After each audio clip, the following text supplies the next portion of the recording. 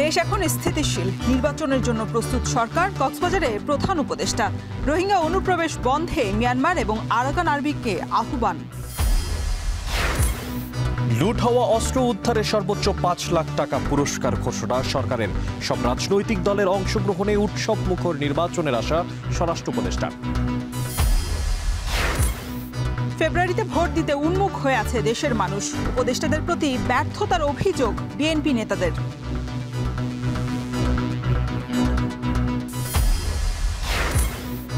ডাকসু নির্বাচন ঘিরে নানা সমীকরণ। ছাত্রদলের বিরুদ্ধে আচরণবিধি লঙ্ঘনের অভিযোগ। নিয়ম ভেঙে হলে থাকায় ক্ষমা চেয়ে প্রভোস্টকে উমামার চিঠি। এবং সিলেটে লুট হওয়া পাথরের মাত্র 10% উদ্ধার করেই অভিযান সমাপ্তি টানল প্রশাসন। প্রতিস্থাপনে কিছুটা স্বস্তিতে পর্যটন ব্যবসায়ীরা।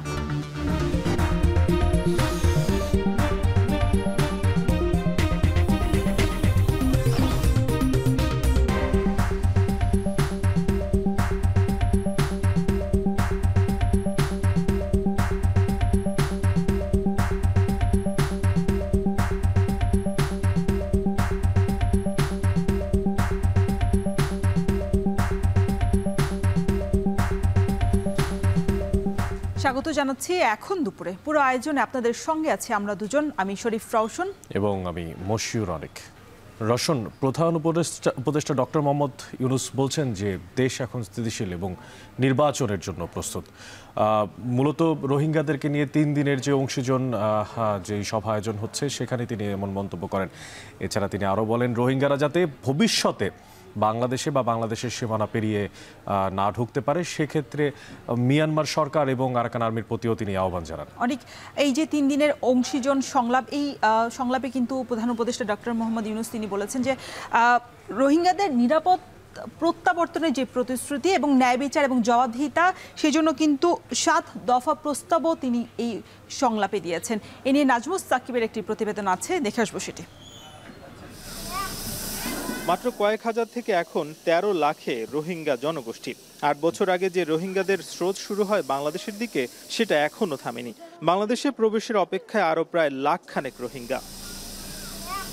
এমন পরিস্থিতিতে কক্সবাজারে চলছে 3 দিনের অংশীজন সংলাপ। সোমবার দ্বিতীয় দিনের সংলাপে প্রধান অতিথি হিসেবে উপস্থিত প্রধান উপদেষ্টা ডক্টর মোহাম্মদ ইউনূস বক্তব্য রাখেন রোহিঙ্গা সংকট নিয়ে কাজ করা বিভিন্ন অংশীজন। এ সময় জাতীয় নিরাপত্তা উপদেষ্টা বলেন, রোহিঙ্গাদের মধ্যে যারা এখনো বাংলাদেশে আসার জন্য অপেক্ষমান, তাদেরকে না আসতে দেওয়ার ব্যাপারে অনড় Bangladesh. We have recently witnessed major changes in the political and security landscape in Rakhine since the genocide of 2016 and 17. Yet the plight of the Rohingya people continues to worsen as atrocities continue unabated. The flow of Rohingya arrivals has not stopped. Even as we speak here, there are reports that a group of Rohingyas are waiting to cross the Naf River into Bangladesh. প্রধান উপদেষ্টা তার বক্তব্যে বলেন, 2017 সালে এবং তারও আগে সম্পদ এবং সামর্থ্যের সীমাবদ্ধতা সত্ত্বেও রোহিঙ্গাদের জীবন বাঁচাতে মানবিক কারণে বাংলাদেশ তাদের সীমান্ত খুলে দিয়েছিল। মিয়ানমার সরকার এবং আরাকান আর্মিকে নিশ্চিত করতে হবে যেন আর কোনো রোহিঙ্গা বাংলাদেশে না প্রবেশ করে। They came to Bangladesh to save their lives. Unfortunately, the barbaric attack and persecution still persists. Hence, we see fresh arrivals at our doorsteps every day.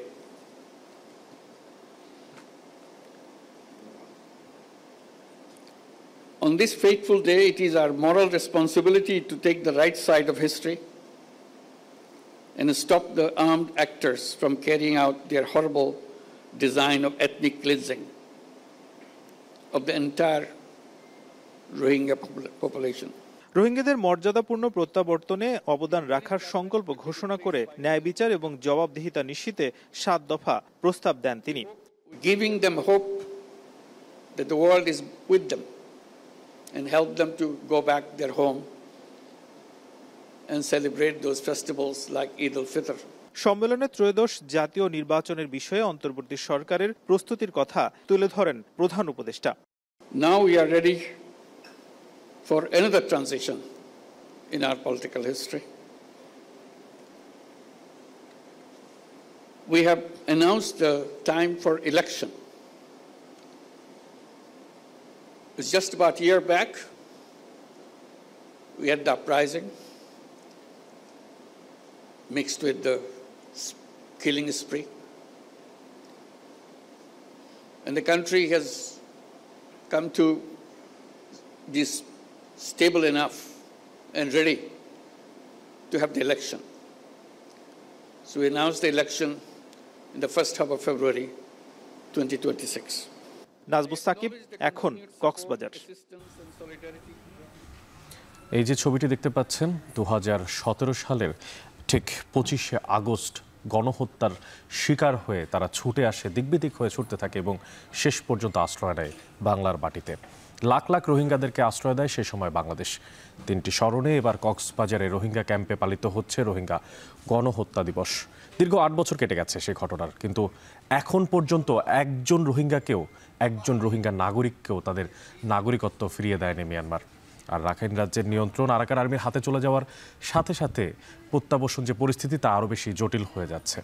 এ পুরো বিস্তারিত বিষয়টি আরও আপনাদের সামনে তুলে ধরছে মন্তেশ বেদজ্ঞ, যেখানে ছবি তুলেছেন মোহাম্মদ রাসেল। কক্সবাজারের উখিয়া ও টেকনাফের রোহিঙ্গা ক্যাম্পগুলোতে সোমবার সকাল থেকেই শুরু হয় নানা কর্মসূচি। নিহত স্বজনদের স্মরণে ক্যাম্পের সমাবেশ স্থল পূর্ণ হয়ে ওঠে। জমায়েত ছড়িয়ে যায় মাঠ ছাড়িয়ে পাহাড়েও। স্লোগানে উচ্চারিত হয় নিরাপদে সম্মানের সাথে নাগরিক অধিকার নিয়ে মিয়ানমারি প্রত্যাবাসন। উখিয়ার 4 নম্বর বর্ধিত ক্যাম্পের খোলা মাঠে সমাবেশস্থলে রোহিঙ্গারা অভিনয়ের মাধ্যমে ফুটিয়ে তোলেন কিভাবে তারা নিজ দেশে মিয়ানমারে নির্যাতন নিপীড়নের শিকার হয়েছিল। ফুটিয়ে তোলা হয় কিভাবে রোহিঙ্গা যুবককে হত্যা করে সে দেশের মানুষ। এ সময় কান্নায় ভেঙে পড়েন স্বজনরা। দীর্ঘ 8 বছর কেটে গেলেও একজন রোহিঙ্গা নাগরিককেও ফিরিয়ে নেয়নি মিয়ানমার। আর রাখাইন রাজ্যের নিয়ন্ত্রণ সশস্ত্র গোষ্ঠী আরাকান আর্মির হাতে চলে যাওয়ায় উল্টো প্রত্যাবাসন পরিস্থিতি আরও জটিল হচ্ছে। গত 1 বছরে নতুন করে প্রায় 1.5 লাখ রোহিঙ্গা অনুপ্রবেশ করেছে বাংলাদেশে। এদিকে আন্তর্জাতিক সহায়তাও কমছে দিন দিন। সংকটে পড়েছে শিক্ষা, স্বাস্থ্য ও খাদ্য কার্যক্রম। এতে বেড়েছে উদ্বেগ, উৎকণ্ঠা। নতুন মানুষের দিলের মাঝে যেন আশা আছে, আশা ইয়ান আসছিল। এখন মানুষের হালত এনে গিয়ে দেখি মানুষের তো যেন আশা আছে আর কেন যাই বললাম এই আশা কেন তো মরে গিয়ে জিনোসাইড এবার আর রিমেম্বার সেটা আর দুনিয়া তো ফোয়ার আর ডিমানকল গরিব আর যেন সেফটি চান্স আর গরম মা জাগি পারি তাহলে আর একখান চাই পিসফুল লাইফ আর জিন্দি মানে ফিউচার মা যাইরে হারে বলা আছে আর দেশ নয় দে তো আর আজ্জা দুনিয়ারে বিচার দিক দে আর দুনিয়া তুই আন সাইড দে তোমার আর দেশত ফিরাই দাও। এমন পরিস্থিতিতে রোহিঙ্গা সংকটের টেকসই সমাধান খুঁজতে কক্সবাজারে চলছে রোহিঙ্গা বিষয়ক অংশীজন সম্মেলন। এতে যোগ দিয়েছেন প্রধান উপদেষ্টা সহ বিভিন্ন দেশের কূটনীতিক ও আন্তর্জাতিক সংস্থার প্রতিনিধি ও রোহিঙ্গারা। এখন পর্যন্ত প্রত্যাবাসন প্রক্রিয়ায় প্রত্যাশিত অগ্রগতি না হলেও সরকারের প্রধান লক্ষ্য রোহিঙ্গাদের সম্মানের সাথে নিজ দেশ মিয়ানমারে প্রত্যাবাসন। আমাদের মূল উদ্দেশ্য হচ্ছে রোহিঙ্গাদেরও মূল উদ্দেশ্য হচ্ছে একটি, যে তাদের দেশে ফেরত যাওয়া এবং সেক্ষেত্রে যাতে এই ধরনের কোনো হানাহানি কোনো বিপত্তির কারণ না হয় সেটি তারাও বোঝার চেষ্টা করছে। স্থানীয়রা বলছেন দীর্ঘ সময় ধরে বিপুল সংখ্যক রোহিঙ্গার ভার বহন করা বাংলাদেশের জন্য এক বড় চাপ হয়ে দাঁড়িয়েছে। 8 বছর পরেও অনিশ্চিত ভবিষ্যৎ, কমতে থাকা সহায়তা আর ভিনদেশে অনেকটা বন্দি জীবন নিয়ে আতঙ্কে দিন কাটছে রোহিঙ্গাদের। এখন কক্সবাজার। এদিকে বাস্তুচ্যুত রোহিঙ্গাদের আশ্রয় দেয় বাংলাদেশ সরকারের প্রশংসা করেছে যুক্তরাষ্ট্র। স্থানীয় সময় রোববার রাতে এক বিবৃতিতে এই কথা জানান মার্কিন পররাষ্ট্র মন্ত্রণালয়ের প্রধান উপমুখপাত্র টমাস টমি-পিকট। মিয়ানমার থেকে পালিয়ে যাওয়া রোহিঙ্গাদের আশ্রয় দেয় বাংলাদেশ সহ এশিয়া প্যাসিফিক অঞ্চলের অন্যান্য দেশগুলোর প্রতিও কৃতজ্ঞতা জানায় দেশটি। 2017 সালের আগস্টে রাখাইনে সেনা অভিযান শুরুর পর কয়েক মাসে প্রায় 7 লাখ রোহিঙ্গা বাংলাদেশে আশ্রয় নেন।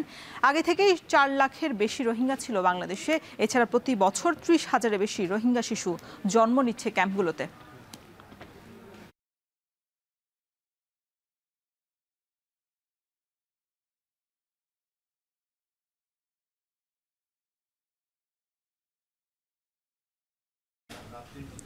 জাতীয় নির্বাচনের আগেই গণঅভ্যুত্থানে লুট হওয়া বেশিরভাগ অস্ত্র উদ্ধার হবে, সেই সাথে সব রাজনৈতিক দলের অংশগ্রহণে উৎসবমুখর পরিবেশে নির্বাচন হবে বলে আশাবাদ জানিয়েছেন স্বরাষ্ট্র উপদেষ্টা জাহাঙ্গীর আলম চৌধুরী। সচিবালয়ে আইন শৃঙ্খলা সংক্রান্ত কোর কমিটির বৈঠক শেষে সাংবাদিকদের তিনি জানান, লুট হওয়া অস্ত্র উদ্ধারে সর্বোচ্চ 5 লাখ টাকা পুরস্কার ঘোষণা করা হয়েছে। স্বরাষ্ট্র উপদেষ্টা আরও বলেন, পুলিশের নিয়োগ বাণিজ্য দুর্নীতির তথ্য দিতে পারলেও পুরস্কৃত করা হবে। আমরা একটা অ্যামাউন্ট ঘোষণা করব, আমরা চেষ্টা করব উদ্ধার করার জন্য। এখন আমরা চেষ্টা করব যত সম্ভব উঠে নিয়ে আসা, উৎসব মুখর পরিবেশে শান্তিপূর্ণভাবে যেন একটা নির্বাচন হয়, এটা হলো একটা জাতির আশা।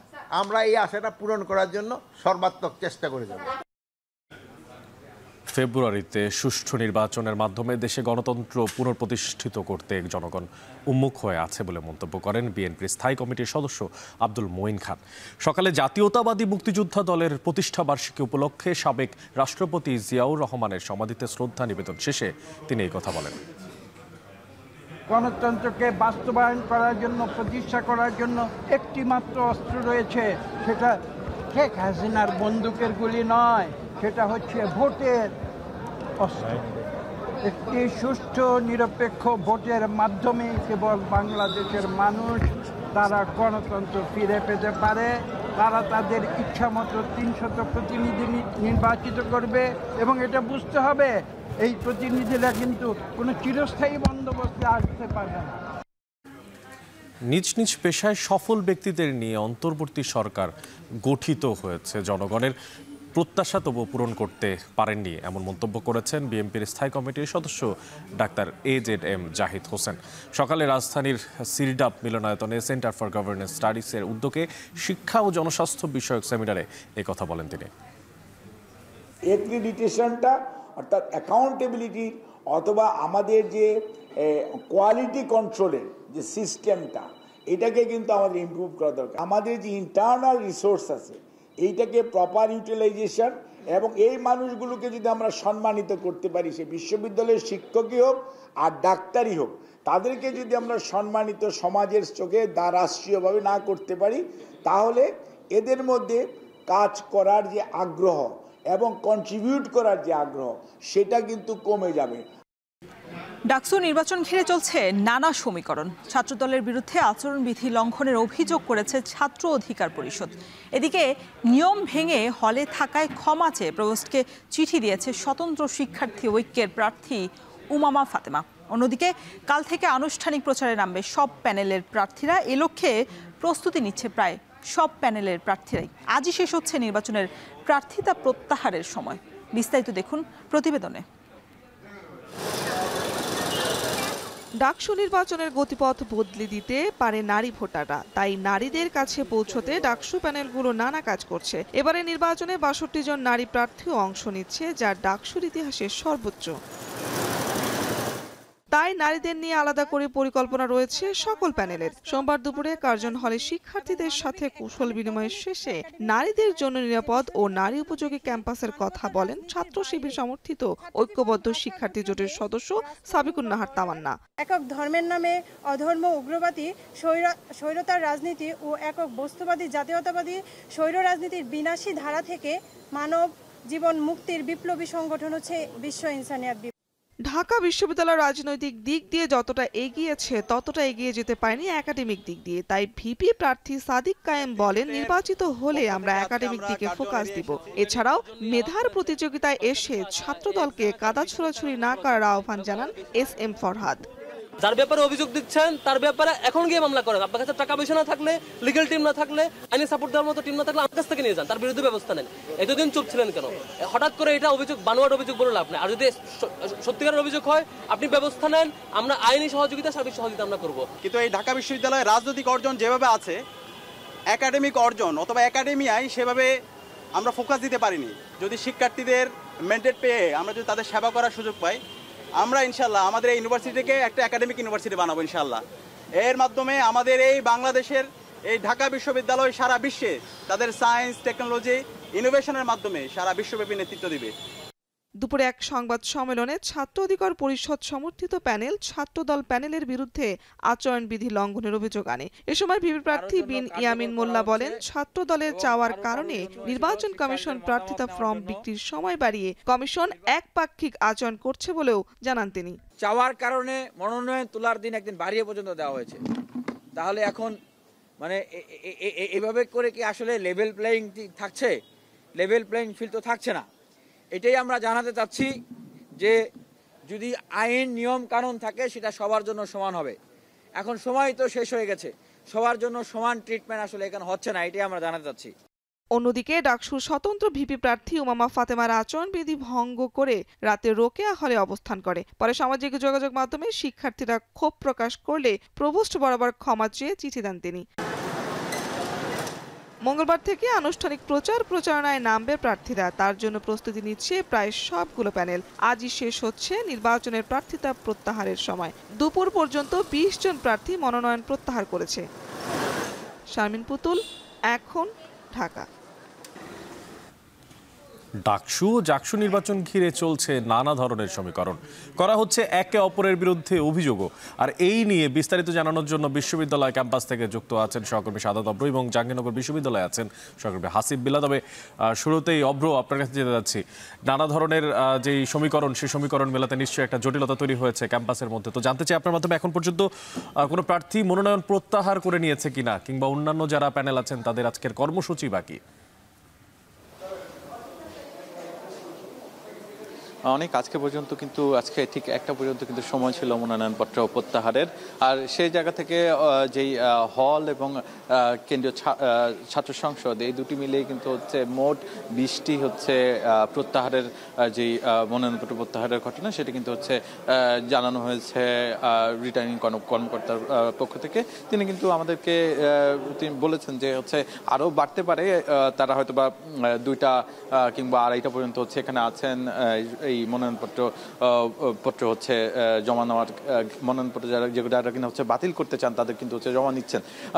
হয়তো বা কিছুক্ষণের মধ্যেই যেই একদম সংখ্যাটা কত সেটা আমাদেরকে জানাবেন যিনি কিনা হচ্ছে চিফ রিটার্নিং কর্মকর্তা আছেন তিনি। তার পাশাপাশি কিন্তু হচ্ছে আজকে সকালে একটি ঘটনা ঘটেছে যে যারা আচরণবিধি লঙ্ঘন করেছে তাদের বিরুদ্ধে কিন্তু হচ্ছে নানা ধরনের পদক্ষেপ নেওয়ার কথা বলেছেন চিফ রিটার্নিং কর্মকর্তা। এবং সেই জায়গা থেকে কিন্তু গত রাতে কিন্তু উমামা ফাতেমার বিরুদ্ধে একটি অভিযোগ অনলাইন এবং সামাজিক যোগাযোগ মাধ্যমে কিন্তু ছড়িয়ে পড়ে। তিনি, আপনারা নিশ্চয়ই জানেন যে একজন প্রার্থী যখন নির্বাচনের সময়কাল, এই সময় কিন্তু হচ্ছে তার হল ব্যতীত অন্য কোনো হলে রাত্রি যাপন করতে পারবেন না। কিন্তু সেই ঘটনাটি কিন্তু উমামা ফাতেমার ক্ষেত্রে ঘটেছে, যার ফলে কিন্তু বেশ অভিযোগ এবং সামাজিক যোগাযোগ মাধ্যমে অভিযোগ পড়ে।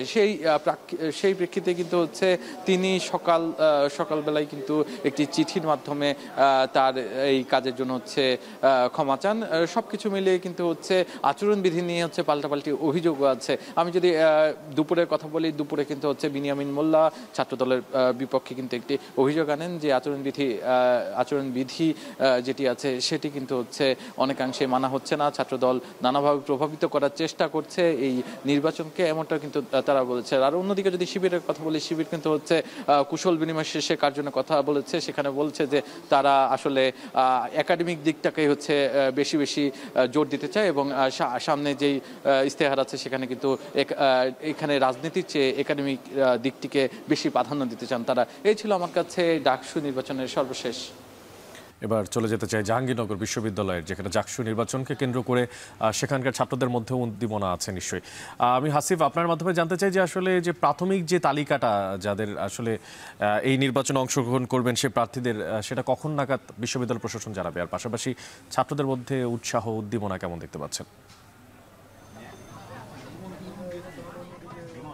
নিশ্চয়ই অনেক 33 বছর পর জাহাঙ্গীরনগর বিশ্ববিদ্যালয়ে ছাত্র সংসদ নির্বাচন হতে যাচ্ছে। এজন্য বিশ্ববিদ্যালয়ের শিক্ষার্থীদের মধ্যে উচ্ছ্বাস উদ্দীপনা ব্যাপক। প্রতিটি স্থানে যে ক্যাম্পাসের গুরুত্বপূর্ণ যেসব পয়েন্ট, সেই জায়গাগুলোতে বেশ আলাপ আলোচনা হচ্ছে, চায়ের কাপে ঝড় উঠছে এবং প্রার্থী যারা তারাও আলাপ আলোচনা করছেন, ভোটারদের কাছে যাচ্ছেন। আমি যেখানে দাঁড়িয়ে রয়েছি যে কলা ভবন মুরাদ চত্বর, এইখানে আপনি দেখছেন যে ছাত্র শিবিরের ভিপি, জিএস, এজিএস তারা এবং একই সঙ্গে এখানে বাংলাদেশ গণতান্ত্রিক ছাত্র সংসদের ভিপিজিএস প্রার্থীরা একসঙ্গে আলাপ আলোচনা করছেন এবং বেশ একটা খোশ গল্পে মেতে উঠেছেন দেখা যাচ্ছে। এখানে মূলত তারাও দীর্ঘদিন এই আওয়ামী লীগে বা ছাত্রলীগের বিরুদ্ধে সংগ্রাম করেছেন এবং একই সঙ্গে গণ অভ্যুত্থানে যারা ভূমিকা রেখেছেন এবং একই সঙ্গে তারা একসঙ্গে নির্বাচনের প্রার্থীও। একটা সৌহার্দ্যপূর্ণ পরিবেশেই কিন্তু এই নির্বাচনটা অনুষ্ঠিত হতে যাচ্ছে। এখন পর্যন্ত কোনো রকম নেতিবাচক খবর এখনও ঘটেনি। এখানে ক্যাম্পাসে যেহেতু আবাসিক এই ক্যাম্পাসটি, এখানে যেহেতু সবাইকে দীর্ঘদিন ধরে চেনে এবং সবার সঙ্গে একটি দীর্ঘদিনের পরিচয় রয়েছে ক্যাম্পাসে উঠা বসা, এই জন্য এই যে দেখছেন যে শিক্ষার্থীরা বসে গল্প করছেন, আড্ডা করছেন, এসব জায়গায় সাধারণত গল্প আড্ডা প্রতিনিয়তই করেন, কিন্তু এখন যে গল্প বা আড্ডার বিষয় কিন্তু হয়ে উঠেছে জাকসু নির্বাচন। আর যে জাকসু নির্বাচনের ভিপি কারা হচ্ছেন, কারা কোন প্যানেলে নির্বাচন করছেন, এখানে যারা প্যানেল এখন পর্যন্ত ছাত্র শিবির প্যানেল ঘোষণা করেছে এবং বাংলাদেশ গণতান্ত্রিক ছাত্র সংসদ তারা প্যানেল ঘোষণা করেছে, কিন্তু এখন পর্যন্ত ছাত্রদল প্যানেল ঘোষণা করতে পারেনি। তাদের মধ্যে বলা হচ্ছে যে এখনও কিছু পদ নিয়ে এখনও মতানৈক্য রয়েছে, এই জন্য কিন্তু এখন পর্যন্ত প্যানেল ঘোষণা হয়নি। এছাড়া বাম সংগঠনগুলো প্যানেল ঘোষণা করেনি। তবে তারা আজকে যে প্রাথমিক তালিকা ঘোষণা করা হবে, আপনি বলছিলেন বিকেল 4টায় প্রাথমিক তালিকা ঘোষণা করা হবে এবং আগামী 19 আগস্ট চূড়ান্ত তালিকা ঘোষণা করা হবে এবং সেই তালিকায় কারা থাকছেন সেই বিষয়গুলো কিন্তু এখন পর্যন্ত আলাপ আলোচনায় আছেন। এবং এই প্যানেলের শিক্ষার্থী যারা বা ভোটার প্রার্থী যারা, তারা প্রতিশ্রুতি দিচ্ছেন এই ক্যাম্পাসকে শিক্ষা আর মান উন্নয়ন, গবেষণার জন্য বরাদ্দ বৃদ্ধি সহ বিভিন্ন বিষয়গুলো নিয়ে প্রতিশ্রুতি দিচ্ছেন, ভোটারদের দ্বারে দ্বারে কাছে যাচ্ছেন। জমে উঠেছে বলা যায় যে জাকসু নির্বাচন। অনেক এখন টেলিভিশনে অনলাইন ক্যাসিনো নিয়ে অনুসন্ধানী প্রতিবেদন সংবাদ প্রচারের পর চিরুনি অভিযানে নেমেছে মেহেরপুর জেলা পুলিশ। এই তথ্য নিশ্চিত করা গেছে এবং জানা গেছে ঠিক এর আগে দুপুরে জেলা পুলিশ লাইন মিলনায়তনে হারিয়ে যাওয়া ফোন ও মোবাইল ব্যাংকিং প্রতারণার উদ্ধারকৃত অর্থ প্রকৃত মালিকদের হাতে তুলে দেওয়ার সময় এই ঘোষণা দেন পুলিশ সুপার মাকসুদ আক্তার। এই সময় তিনি জানান, অনলাইন ক্যাসিনোর বিরুদ্ধে চিরুনি অভিযান চালানো হবে। কারো মোবাইলে ক্যাসিনোর অ্যাপ কিংবা সংশ্লিষ্ট কোনো কিছু পাওয়া গেলে তার বিরুদ্ধে ব্যবস্থা নেবে পুলিশ। যারা অনলাইন ক্যাসিনোর সাথে জড়িত তাদের 2 বছরের কারাদণ্ড এবং 1 কোটি টাকা পর্যন্ত অর্থদণ্ড হতে পারে।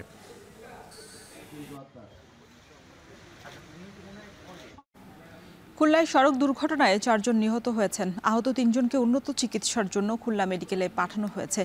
বেপরোয়া ট্রাকের ধাক্কায় হতাহতের এই ঘটনা ঘটেছে বলে দাবি করেছেন স্থানীয়রা। রামিম চৌধুরীর প্রতিবেদন, ক্যামেরায় ছিলেন হেলাল মোল্লা। বেপরোয়া ট্রাকের ধাক্কায় সড়কে ঝরে গেল 4 প্রাণ। হাসপাতালে কাতরাচ্ছেন আরও 3 জন। সোমবার সকালে ডুমুরিয়া বাজার থেকে 6 জন যাত্রী নিয়ে একটি ইজিবাইক খুলনার দিকে যাচ্ছিল। ঝিলেরডাঙ্গা এলাকায় পৌঁছালে বিপরীত দিক থেকে আসা একটি দ্রুতগামী ট্রাক ধাক্কা দেয়। এতে ইজিবাইকটি দুমড়ে মুচড়ে ঘটনাস্থলে প্রাণ হারান চালক সহ 2 জন। আহত 5 জনকে উদ্ধার করে হাসপাতালে নেওয়া হলে আরও 2 জনের মৃত্যু হয়।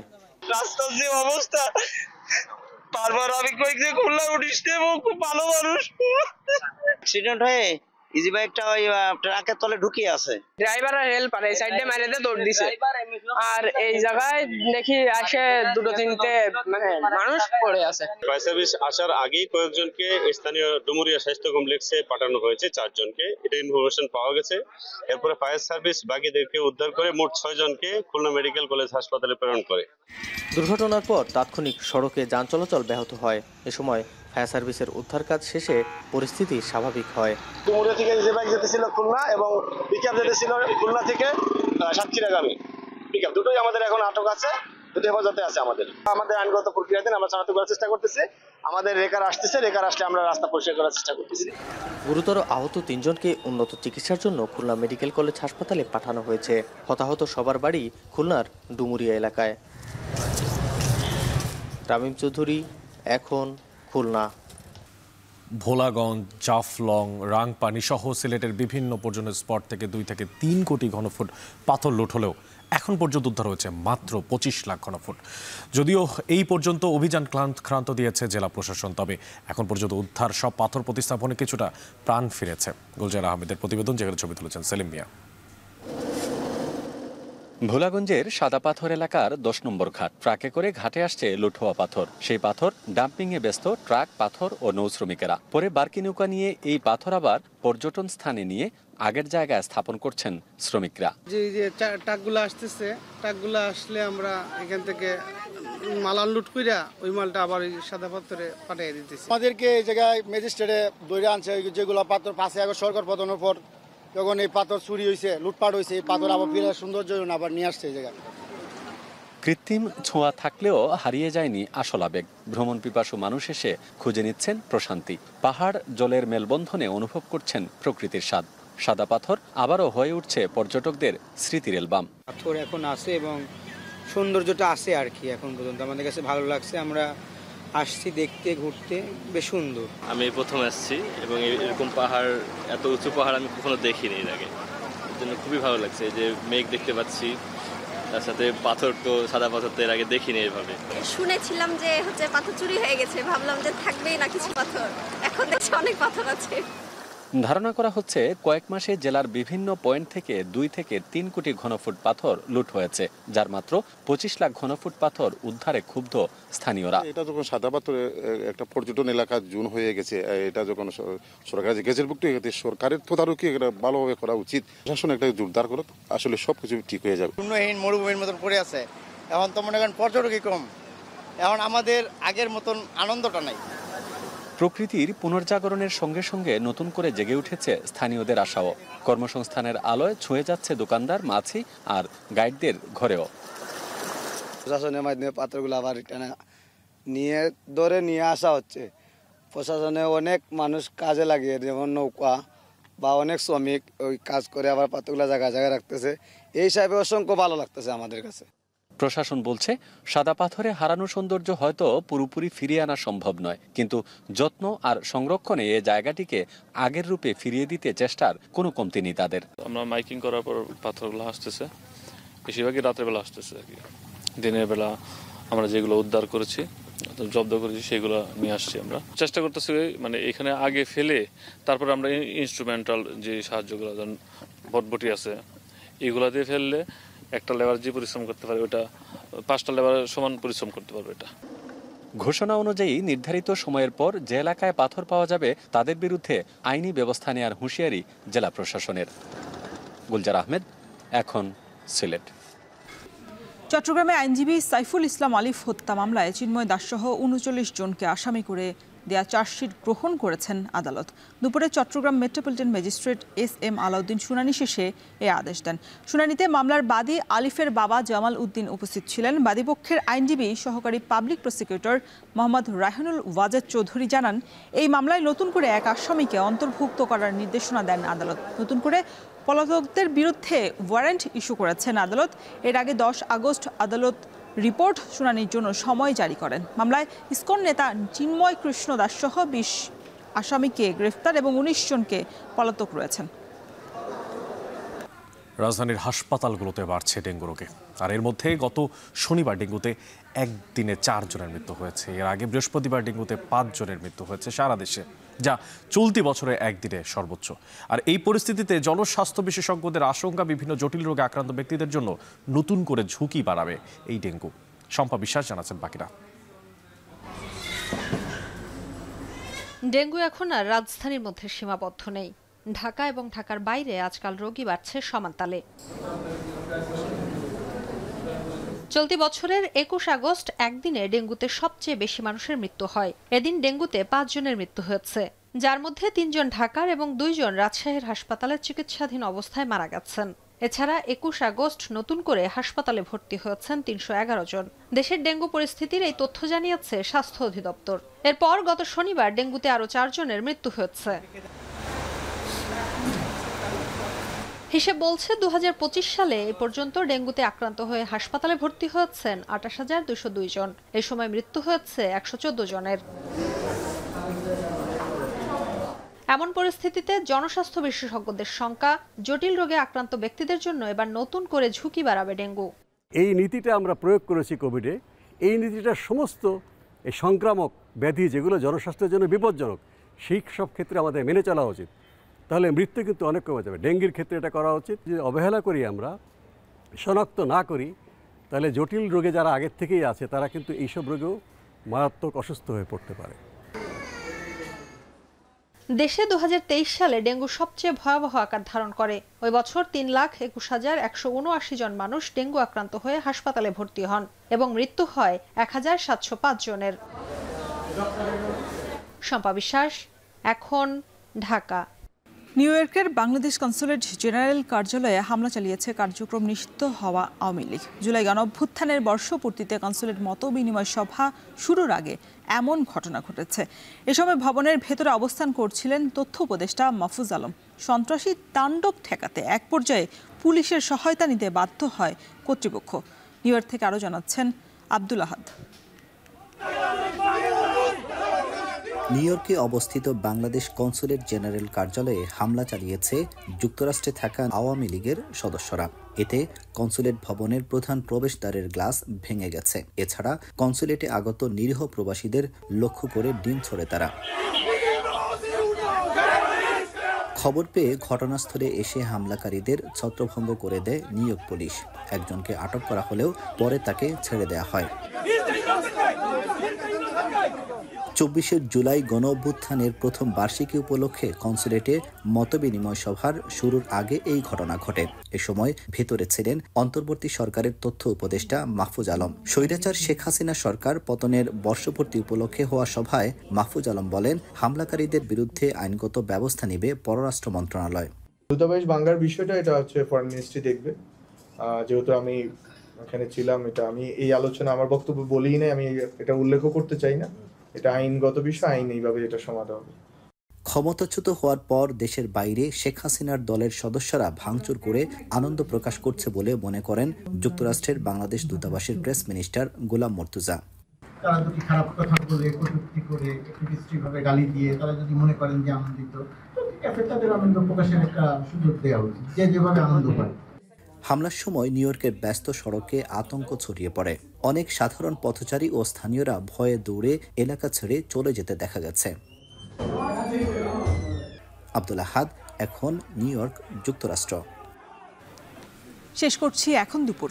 তবে শেষ করার আগে শিরোনামগুলো জানিয়ে দিচ্ছি আরও একবার। দেশ এখন স্থিতিশীল, নির্বাচনের প্রস্তুত সরকার। কক্সবাজারের প্রধান উপদেষ্টা রোহিঙ্গা অনুপ্রবেশ বন্ধে মিয়ানমার ও আরাকানের দিকে আহ্বান। লুট হওয়া অস্ত্র উদ্ধারে সর্বোচ্চ 5 লাখ টাকা পুরস্কার ঘোষণা সরকারের। সব রাজনৈতিক দলের অংশগ্রহণে উৎসব মুখর নির্বাচনের আশা স্বরাষ্ট্র উপদেষ্টার। ফেব্রুয়ারিতে ভোট দিতে উন্মুখ হয়ে আছে দেশের মানুষ। উপদেষ্টাদের প্রতি ব্যর্থতার অভিযোগ বিএনপি নেতাদের।